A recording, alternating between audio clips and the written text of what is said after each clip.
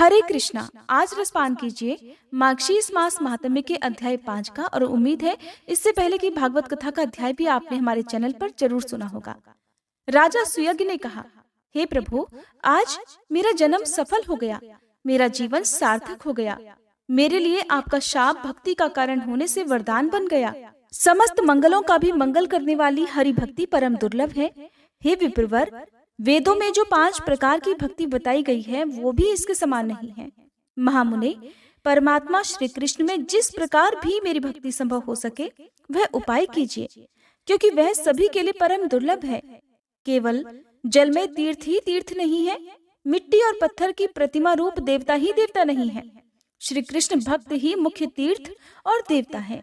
वे जल में तीर्थ और मिट्टी पत्थर के देवता दीर्घ काल में उपासक को पवित्र करते हैं, परंतु श्री कृष्ण भक्त दर्शन मात्र से ही पवित्र कर देते हैं।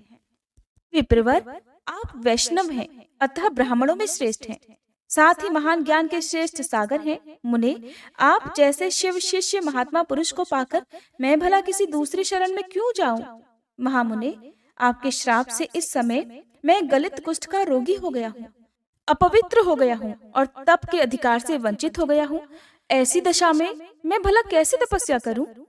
सुतपा बोली, राजन, सनातनी विष्णु माया हरिभक्ति प्रदान करने वाली है। वह जिन लोगों पर कृपा करती है उन्हें भगवान की भक्ति देती है।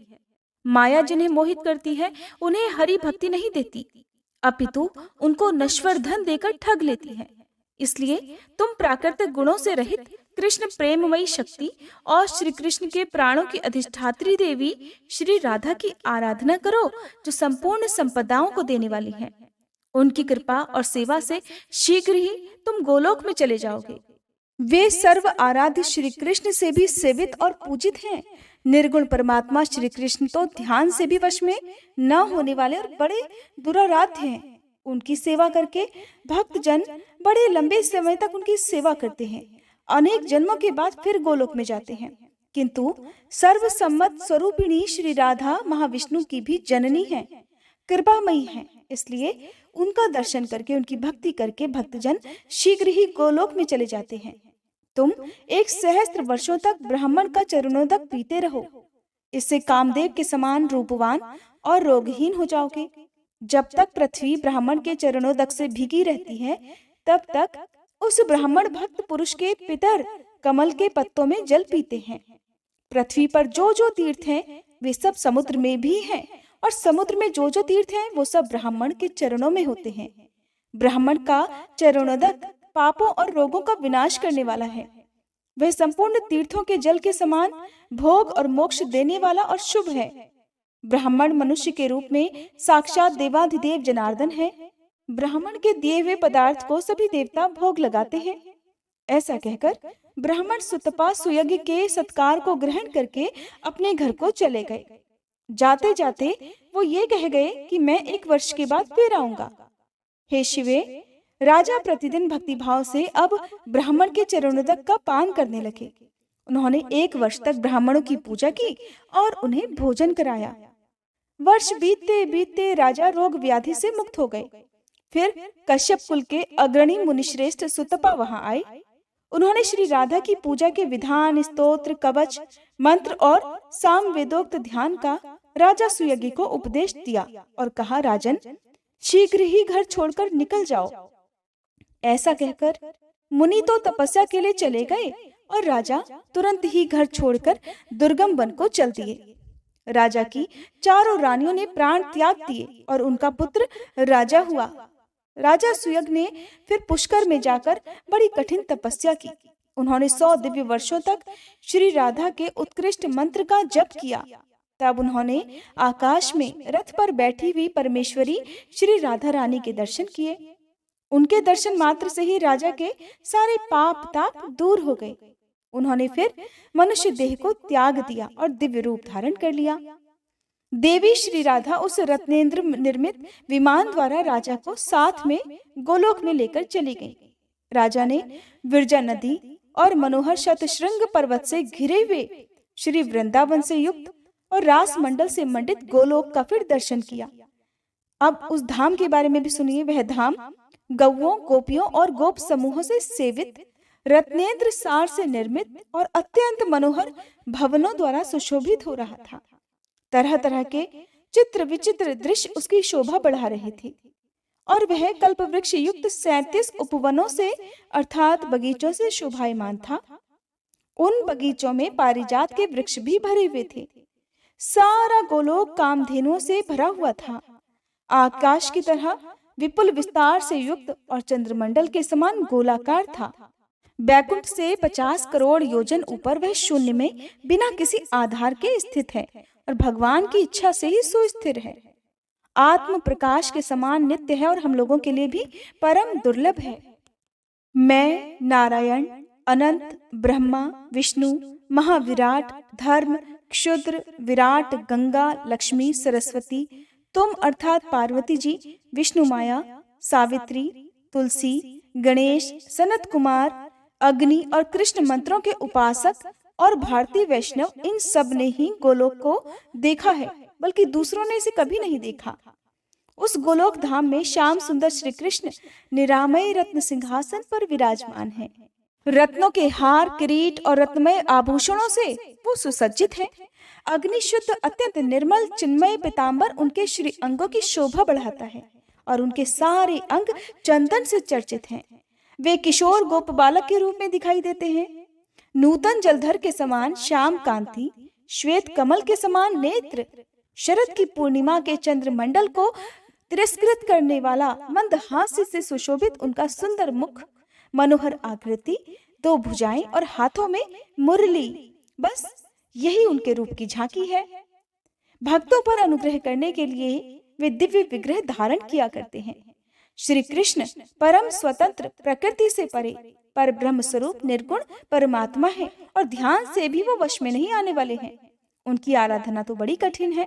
वे हमारे लिए भी परम दुर्लभ हैं। उनके प्रिय सखा 12 ग्वाल बाल सफेद चमर लेकर उनकी सेवा किया करते हैं। प्रेम पीड़िता वही शुद्ध चिन्मय वस्त्र धारिणी, रत्न विभूषण भूषिता और परम मनोहारिणी गोपिकाएं मंद मंद मुस्कुराती हुई उनकी छवि को देखा करती हैं। रास मंडल के मध्य भाग में परात्पर पुरुष श्री कृष्ण के राजा सुयज्ञ ने इसी रूप में दर्शन किए। श्री राधा ने ही वहां उन्हें अपने प्राण वल्लभ के दर्शन करवाए थे। चारों वेद मनोहर मूर्ति धारण करके उनके दर्शन किया करते थे। राग रागिनियां भी मूर्तिमती होकर वाद्य यंत्र और मुख से उन्हें अत्यंत मनोहर संगीत सुनाती थी। हे शिवे, नित्य सनातनी प्रकृति के साथ तुम भी सदा उनके चरणारविंदों की सेवा करती हो। वे तुलसी दल से मंडित होते हैं और कस्तूरी, कुमकुम, गंध, चंदन, दूर्वा, अक्षत, पारिजात पुष्प और विरजा के निर्मल जल से उनके लिए नित्य अर्घ्य दिया जाता है। उस समय तो उनकी बड़ी शोभा होती है। तो श्री कृष्ण का दर्शन करके सशंकित होकर राजा सुयज्ञ तुरंत रथ से उतर पड़े। उनकी आंखों से आंसू बहने लगे। पुलकित शरीर से भगवान के चरणों में मस्तक रखकर फिर उन्होंने उन्हें प्रणाम किया। परमात्मा श्री कृष्ण ने राजा को अपना दासत्व, शुभाशीष और सत्य और अविचल श्री कृष्ण भक्ति प्रदान की, जो कि हम लोगों के लिए भी परम दुर्लभ है। हे देवी, फिर श्री राधा अपने रथ से उतरकर श्री कृष्ण के वक्ष में विराजमान हो गई। उनकी अत्यंत प्यारी गोपियां सफेद चमर लेकर उनकी सेवा में लग गईं। उनके आने पर श्री कृष्ण भक्ति और आदर से सहसा उठकर खड़े हो गए। उन्होंने मंद मंद मुस्कान के साथ श्री राधा के साथ वार्तालाप और उनका सम्मान किया। प्राचीन काल के वे वेद वेत्ता विद्वान वेदों के कहे अनुसार पहले राधा नाम का उच्चारण करके फिर पीछे कृष्ण या माधव कहते हैं, जैसे कि राधे कृष्णा या राधा माधव। और जो कोई इसके विपरीत उच्चारण करते हैं या उन जगदम्बा श्री कृष्ण प्राणाधिका और प्रेममयी शक्ति श्री राधिका की निंदा करते हैं, वे चंद्रमा और सूर्य की स्थिति पर्यंत, यानी कि जब तक चंद्रमा और सूर्य विराजमान है तब तक कालसूत्र नरक में यातना भुगतते हैं। फिर 100 वर्षों तक स्त्री पुत्र से रहित और रोगी रहते हैं। हे दुर्गे, इस प्रकार मैंने परम उत्तम राधिका ख्यान का वर्णन किया है। वह सती, भगवती, वैष्णवी, सनातनी, नारायणी, विष्णु माया, मूल प्रकृति और ईश्वरी नाम धारण करने वाली तुम ही हो। माया का आश्रय लेकर मुझसे पूछ रही हो? तुम स्वयं ही सर्वज्ञा, सर्वरूपिणी, स्त्री जाति की आदि देवी और पूर्व जन्मों की बातों को याद रखने वाली श्रेष्ठ पराशक्ति हो। राधिका की कथा तो मैंने सुना दी, अब और क्या सुनना चाहती हो देवी? तब देवी पार्वती ने पूछा, हे भगवान, आप पुरुषों के ईश्वर श्री कृष्ण के मंत्र होते हुए उन वैष्णव नरेश सुयज्ञ ने राधा का मंत्र क्यों ग्रहण किया? मुनि सुतपा ने राजा को श्री राधा की पूजा का कौन सा विधान बताया और किस ध्यान, किस स्तोत्र, किस कवच और किस मंत्र का उपदेश दिया? श्री राधा की पूजा विधि क्या है, ये सब बातें भी बताइए। तब श्री महादेव बोले, हे प्रिय, राजा ने यही प्रश्न किया था कि हे विप्र, हे मुने, मैं किसका भजन करूं, किसकी आराधना से शीघ्र गोलोक को प्राप्त कर लूंगा। तब उनके ऐसा कहने पर ब्राह्मण शिरोमणि ने राजा सुयज्ञ से कहा, महाराज, श्री कृष्ण की सेवा से उनके लोक को तुम बहुत जन्मों में प्राप्त करोगे, इसलिए उनके प्राणों की अधिष्ठात्री देवी परात्पर स्वरूपा श्री राधा का भजन करो। वे कृपामयी हैं, उनके प्रसाद से, उनकी कृपा से साधक शीघ्र ही उनके धाम को प्राप्त कर लेता है। ऐसा कहकर मुनि ने उन्हें राधा के इस षडाक्षर मंत्र का उपदेश दिया। वह मंत्र इस प्रकार है, ओम राधाय स्वाहा। इसके बाद प्राणायाम, भूत शुद्धि, मंत्र न्यास, कर न्यास, अंग न्यास, उनके सर्व दुर्लभ ध्यान, स्तोत्र और कवच की भक्ति भाव से राजा को शिक्षा दी। राजा ने फिर उसी क्रम से उस मंत्र का जप किया। साथ ही श्री कृष्ण ने पूर्व काल में जिस ध्यान के द्वारा श्री राधा रानी का चिंतन और पूजन किया था, उसी सामवेदोक्त ध्यान के अनुसार उनके स्वरूप का चिंतन भी किया। वह ध्यान मंगलों के लिए भी मंगलकारी है। अब श्री महादेव जी देवी पार्वती को राधा रानी के ध्यान के बारे में बता रहे हैं। महादेव जी कहते हैं, श्री राधा की अंग कांति श्वेत चंपा के समान गौर है। वे अपने अंगों में करोड़ों चंद्रमाओं के समान मनोहर कांति धारण करती हैं। उनका मुख शरद ऋतु की पूर्णिमा के चंद्रमा को लज्जित करता है। दोनों नेत्र शरद काल के प्रफुल्ल कमलों की शोभा को भी छीने लेते हैं। उनके होठ पके हुए अनार की लाली को धारण करते हैं। वे श्रेष्ठ सुंदरी हैं। मुक्ता की पंक्तियों को तिरस्कृत करने वाली दंत पंक्ति उनके मुख की मनोहरता को बढ़ाती है। उनके सुंदर मुख पर सदा मुस्कान जनित प्रसन्नता खेलती रहती है। वे अपने भक्तों पर कृपा करने के लिए बड़ी व्याकुल रहती हैं। अग्निशुद्ध चिन्मय वस्त्र उनके श्री अंगों को ढके रहते हैं। वे रत्नों के हार से सुसज्जित रहती हैं। रत्नमय केयूर और कंगन धारण करती हैं। रत्नों के ही बने हुए मंजीर उनके पैरों की शोभा बढ़ाते हैं। रत्न निर्मित विचित्र कुंडल उनके दोनों कानों की श्री वृद्धि करते हैं। सूर्य प्रभा की प्रतिमा रूप कपोल अर्थात गाल युगल से वे सुशोभित होती हैं। अमूल्य रत्नों के बने हुए कंठहार उनकी गर्दन को विभूषित करते हैं। उत्तम रत्नों के सार तत्व से निर्मित किरीट मुकुट उनकी उज्ज्वलता को जागृत किए रहते हैं। रत्नों की अंगूठी और चेन या पासा आदि उनकी शोभा बढ़ाते हैं। वे मालती के पुष्पों और हारों से अलंकृत केशपाश धारण करती हैं। वे रूप की अधिष्ठात्री देवी हैं और गजराज की तरह मंद गति से चला करती हैं। जो उन्हें अत्यंत प्यारी हैं, ऐसी गोप किशोरियां श्वेत चंवर लेकर उनकी सेवा किया करती हैं। कस्तूरी की बेंदी, चंदन के बिंदु और सिंदूर की टीकी से उनके मनोहर सीमंत का निम्न भाग अर्थात उनका मस्तक अत्यंत उद्दीप्त दिखाई देता है। रास में रासेश्वर के सहित विराजित रासेश्वरी राधा जी का मैं भजन करता हूँ। इस प्रकार ध्यान कर मस्तक पर पुष्प अर्पित करके पुनः जगदम्बा श्री राधा का चिंतन करें और उन्हें फूल चढ़ाएं। फिर से ध्यान के बाद 16 उपचार अर्पित करें, जिन्हें हम षोडशोपचार विधि भी कहते हैं, जिसमें आपको किन किन बातों का ध्यान रखना है ध्यान पूर्वक सुनिएगा। आसन, वसन, पाद्य, अर्घ, गंध, अनुलेपन, धूप, दीप, सुंदर पुष्प, स्नानीय अर्थात उन्हें स्नान कराना, रत्न भूषण, विविध नैवेद्य, सुवासित तांबूल अर्थात पान, जल, मधुपर्क, रत्नमयी शैया, ये 16 उपचार राधा रानी के बताए गए हैं। राजा ने इनमें से प्रत्येक को वेद मंत्र के उच्चारण पूर्वक भक्ति भाव से राधा रानी को अर्पित किया। हे शिवे, इन उपचारों के समर्पण के लिए जो सर्वसम्मत मंत्र हैं, अब उन्हें भी सुनो। श्री राधा रानी को आसन अर्पित करते समय इस मंत्र का जाप करना चाहिए। रत्नसार विकारम च निर्मितम विश्वकर्मणा वरम सिंहासनम रम्यम राधे पूजा सुगृहताम। अर्थात हे राधे, पूजा के अवसर पर विश्वकर्मा जी द्वारा रचित रमणी श्रेष्ठ सिंहासन जो रत्नसार का बना हुआ है उसे ग्रहण कीजिए। वस्त्र अर्पित करते समय कहें, हे देवी, बहुमूल्य रत्नों से जड़ित सूक्ष्म वस्त्र जिसका मूल्य आंका नहीं जा सकता, आपकी सेवा में प्रस्तुत है। यह अग्नि से शुद्ध किया गया, चिन्मय और स्वभावतः निर्मल है, इसे स्वीकार कीजिए।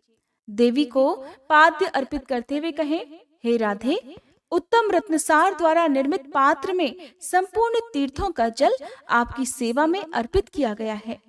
आपके दोनों चरणों को पखारने के लिए यह पाद्य जल है, इसे ग्रहण कीजिए। अर्थात जो राधा रानी के चरणों को धुला जाता है जिस जल से, उसे पाद्य कहते हैं।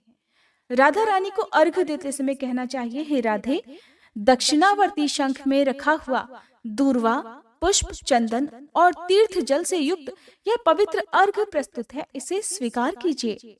राधा रानी को गंध अर्थात धूप, दीप आदि अर्पित करते हुए कहना चाहिए, हे राधे, पार्थिव द्रव्यों से संभूत अत्यंत सुगंधित, मंगलोपयोगी और पवित्र गंध मुझसे ग्रहण कीजिए। गंध में आप इत्र भी राधा रानी को अर्पित करें। अनुलेपन अर्थात चंदन अर्पित करते समय इस प्रकार कहें, हे देवेश्वरी, कस्तूरी, कुमकुम और सुगंध से युक्त यह सुगंधित चंदन चूर्ण अनुलेपन के रूप में आपके सामने प्रस्तुत है, इसे स्वीकार कीजिए। धूप अर्पित करते समय कहें, हे देवी, वृक्ष की गोंद अर्थात गुग्गल और पार्थिव द्रव्यों से संयुक्त यह धूप प्रज्वलित अग्निशिखा से निर्गत धूम के रूप में प्रस्तुत है, मेरी इस प्रिय वस्तु को स्वीकार कीजिए। श्री राधे को दीप अर्पित करते समय कहें, हे परमेश्वरी, अमूल्य रत्नों का बना हुआ यह परम उज्जवल शोभाशाली रत्न द्वीप अंधकार को दूर करने वाला है, भय को दूर करने वाला है, इसे स्वीकार कीजिए। श्री राधे को पुष्प अर्पित करते समय कहें, हे परमेश्वरी, गंध और चंदन से चर्चित अत्यंत शोभायमान यह रमणीय पारिजात पुष्प ग्रहण कीजिए। देवी को स्नान कराते समय कहें, हे देवी, विष्णु तैल से युक्त यह अत्यंत मनोहर और सुगंधित आंवले का चूर्ण सेवा में प्रस्तुत है, इस स्नानोपयोगी वस्तु को आप स्वीकार कीजिए। अर्थात राधा रानी को स्नान कराते समय उस जल में आंवले का चूर्ण मिलाकर स्नान कराना चाहिए। श्री राधा रानी को आभूषण अर्पित करते समय कहें, हे राधे, अमूल्य रत्नों के बने हुए केयूर, कंगन आदि आभूषणों को और परम शोभाशाली शंख की चूड़ियों को आप मेरी ओर से ग्रहण कीजिए। नैवेद्य अर्पित करते समय कहें, हे देवी, देश काल के अनुसार उपलब्ध हुए पके हुए फल और लड्डू आदि उत्तम मिष्ठान नैवेद्य के रूप में प्रस्तुत किया गया है, इसे स्वीकार कीजिए। जल और पान अर्पित करते समय कहें, हे देवी, कपूर आदि से सुवासित सभी भोगों से उत्कृष्ट रमणीय और सुंदर तांबूल तथा स्वादिष्ट जल ग्रहण कीजिए। 14वां है मधुपर्क। परमेश्वरी, रत्नमय पात्र में रखा हुआ यह अशन अर्थात मधुपर्क अत्यंत स्वादिष्ट और परम मनोहर है। मैंने भक्तिभाव से इसे आपकी सेवा में समर्पित किया है, कृपया इसे स्वीकार कीजिए। मधुपर्क कहते हैं दही, दूध, शहद और घी के मिश्रण को। 16वें उपचार में श्री राधा को शैया अर्पित करते समय कहें, हे देवी, श्रेष्ठ रत्नों के सार भाग से निर्मित अग्नि शुद्ध निर्मल वस्त्र से ढका हुआ और पुष्प और चंदन से चर्चित यह शैया आपके सामने प्रस्तुत है, इसे ग्रहण कीजिए। इस प्रकार देवी श्री राधा का सम्यक पूजन करने के लिए उनके लिए 3 बार पुष्प अंजलि दें और देवी की 8 नायिकाओं का, जो उनकी सबसे प्रिय परिचारिकाएं हैं, जो लगातार सच्चे मन से उनकी सेवा करके उनके साथ रहती हैं, उनका भी यत्न पूर्वक भक्ति भाव से षोडशोपचार विधि से पूजन करें। प्रिय, उनके पूजन का क्रम पूर्व आदि से आरंभ करके दक्षिणावर्त बताया गया है। पूर्व दिशा में मालावती, अग्नि कोण में माधवी, दक्षिण में रत्नमाला, नैऋत्य कोण में सुशीला, पश्चिम में शशिकला, वायव्य कोण में पारिजाता, उत्तर में पद्मावती और ईशान कोण में सुंदरी की पूजा करें। और ये देवी की 8 प्रिय परिचारिकाएं हैं। व्रती पुरुष व्रत काल में जूही, मालती और कमलों की माला चढ़ाएं, फिर साम वेदोक्त रीति से परिहार नामक स्तुति करें। अब आप सभी भी मेरे साथ ही श्री राधा रानी की सच्चे मन से स्तुति कीजिए। मेरे साथ दोहराइए, हे राधे रानी, आप देवी हो, जगत जननी सनातनी विष्णु माया हो, श्री कृष्ण के प्राणों की अधिष्ठात्री देवी और उन्हें प्राणों से भी अधिक प्यारी हो, शुभ स्वरूपा हो, कृष्ण प्रेममयी शक्ति और श्री कृष्ण सौभाग्य रूपिणी हो, श्री कृष्ण की भक्ति प्रदान करने वाली मंगलदायिनी राधे, आपको नमस्कार है। आज मेरा जन्म सफल है, आज मेरा जीवन सार्थक हुआ, क्योंकि श्री कृष्ण ने जिसकी पूजा की है वही देवी आज मेरे द्वारा पूजित हुई हैं। श्री कृष्ण के वक्ष स्थल में जो सर्व सौभाग्यशालिनी राधा हैं, वे ही रास मंडल में रासेश्वरी, वृंदावन में वृंदा, गोलोक में कृष्ण प्रिया, तुलसी कानन में तुलसी, कृष्ण संग में चंपावती, चंपक कानन में क्रीड़ा, चंद्रवन में चंद्रावली, शतशृंग पर्वत पर सती, विरजा तटवर्ती कानन में विरजा पद हंत्री, पद्मवन में पद्मावती, संपूर्ण स्वर्ग में देव दुख विनाशिनी, स्वर्ग लक्ष्मी और शंकर जी के वक्ष स्थल पर सनातनी विष्णु माया दुर्गा है। और जो काम्यक वन में काम्या, बैकुंठ में महालक्ष्मी, नारायण के हृदय में वाणी, क्षीर सागर में सिंधु कन्या और मर्त्यलोक में हरि प्रिया लक्ष्मी है, वही अपनी कला द्वारा वेद माता सावित्री होकर ब्रह्म वक्ष में विलास करती हैं। हे देवी राधे, आप ही अपनी कला से धर्म की पत्नी और मुनि नर नारायण की जननी हो। आप ही अपनी कला द्वारा तुलसी और भुवन पावनी गंगा हो। गोपियां तो आपके रोम कूप से प्रकट हुई हैं। रोहिणी और रति आपकी कला की अंश स्वरूपा हैं। शतरूपा, शची और दिति आपकी कला की कलांश रूपिणी हैं। देव माता हरिप्रिया अदिति आपकी कलांश रूपा है। हे शुभे, देवांगनाएं और मनु पत्नियां आपकी कला से प्रकट हुई हैं। हे कृष्ण पूजिते, आप मुझे श्री कृष्ण की भक्ति और श्री कृष्ण का दास्य प्रदान कीजिए। इस प्रकार परिहार और स्तुति करके श्री राधा का कवच का पाठ करें। यह प्राचीन शुभ स्तोत्र श्री हरि की भक्ति और दास्य प्रदान करने वाला है। इस प्रकार जो प्रतिदिन श्री राधा की पूजा करता है, वह भारतवर्ष में साक्षात श्री हरि के समान हो जाता है, जीवन मुक्त और पवित्र है। उसे निश्चय ही गोलोक धाम की प्राप्ति होती है। हे शिवे, जो प्रतिवर्ष कार्तिक की पूर्णिमा को इसी क्रम से श्री राधा की पूजा करता है, वह राजसूय यज्ञ के फल का भागी हो जाता है। इस लोक में उत्तम ऐश्वर्य से संपन्न और पुण्यवान हो जाता है और अंत में सभी पापों से मुक्त होकर श्री कृष्ण के धाम में जाता है। हे पार्वती, आदिकाल में पहले श्री कृष्ण ने इसी क्रम से वृंदावन के रास मंडल में श्री राधा की स्तुति और पूजा की थी। दूसरी बार आपके वर से वेदमाता सावित्री को पाकर सृष्टिकर्ता ब्रह्मा जी ने इसी क्रम से श्री राधा का पूजन किया था। नारायण ने भी श्री राधा की आराधना करके महालक्ष्मी, सरस्वती, गंगा और भुवन पावनी पराशक्ति तुलसी जी को प्राप्त किया था। क्षीर सागर शाही श्री विष्णु ने राधा जी की आराधना करके ही सिंधु सुता को प्राप्त किया था। पहले दक्ष कन्या के सती हो जाने पर मैंने भी श्री कृष्ण की आज्ञा से पुष्कर में श्री राधा की पूजा करके उसके प्रभाव से तुम्हें प्राप्त किया। पतिव्रता श्री राधा की पूजा करके उनके दिए हुए वर से कामदेव ने रति को, धर्मदेव ने सती साध्वी मूर्ति को और देवताओं और मुनियों ने धर्म, अर्थ, काम और मोक्ष को प्राप्त किया था। देवी, इस प्रकार मैंने श्री राधा की पूजा का विधान बताया है। अब स्तोत्र भी सुनिए। भगवान शिव ने देवी पार्वती को श्री राधा के जिस स्तोत्र का वर्णन किया, वह आप अगले अध्याय में सुनेंगे। उम्मीद करती हूँ हर बार की तरह आज का अध्याय भी आपको जरूर पसंद आया होगा।